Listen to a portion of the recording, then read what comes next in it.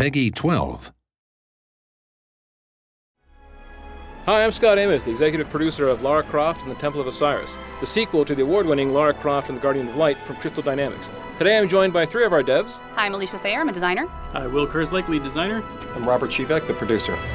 So in today's Dev Diary, we're going to take you through all the awesome, exciting adventure we have planned for you for 4-player co-op action and talk about our characters and all their features.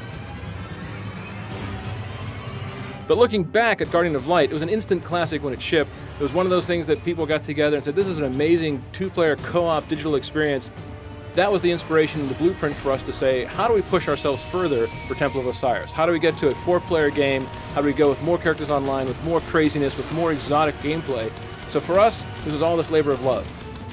So in this adventure, we have Lara Croft, the world-renowned archaeologist. We also have Carter Bell, who's new to the series, and he's an up-and-comer competitor to Lara Croft.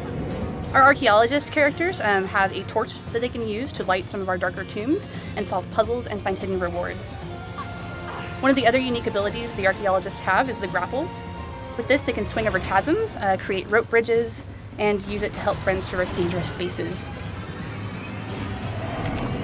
Next up, we have Isis and Horus. These are the Egyptian gods that are joining Lara and Carter in this new adventure, and they have their own unique abilities. With the staff, they can affect glyphs in the world, moving objects up and down and interacting with anything that has these special markings. They have a magical shield. It can act as a barrier to provide protection.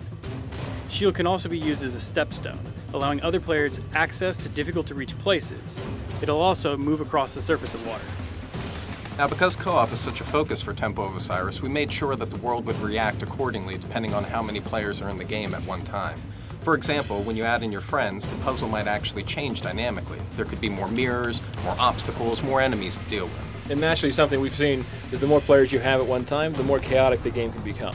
So you'll start competing for loot, but you also start griefing your buddies, kind of that competition angle. Oh, definitely. So as you're going through on this adventure and you're playing with 4-player co-op, you might be, going through the world, dropping bombs on your friends, accidentally dropping them into spike pits. Nice. Accidentally, huh? Accidentally, Yeah. Right. Yeah. We've seen Robert. If you guys ever play with Robert online, be careful. He will drop you in a spike pit, as you can see here from this footage we captured earlier today. But the point is it gets crazy hectic, right? Right, and one of the great things is, you have to work as a team in order to defeat bosses and everything, but you'll notice that there's gems that will be dropping throughout the world. Right, and the gems are actually part of our loot system. Yeah, so the gems, each individually, players collect gems. Now, weapons and things, and to beat the puzzles within the game world, you do have to work together, but the gems are unique to your character, and you want to collect as many as possible.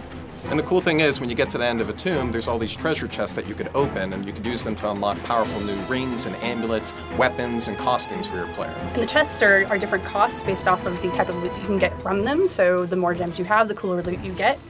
The more people you have, the better the loot will become, and you can start seeing just the crazy way you can outfit your character, both customizing with rings for yourself and then amulets that you share with the team. The rings themselves are things that personally affect your character. Lets you move faster, have a bigger bomb, that sort of thing. Whereas the amulets are shared between the teammates, which is really important. So for example, if I have a spread shot, which lets me shoot all these different directions, and Robert here has flame shots, now all of a sudden we have spread flame shots if we're both powered up. So you learn how to get a team to work together to maximize your firepower.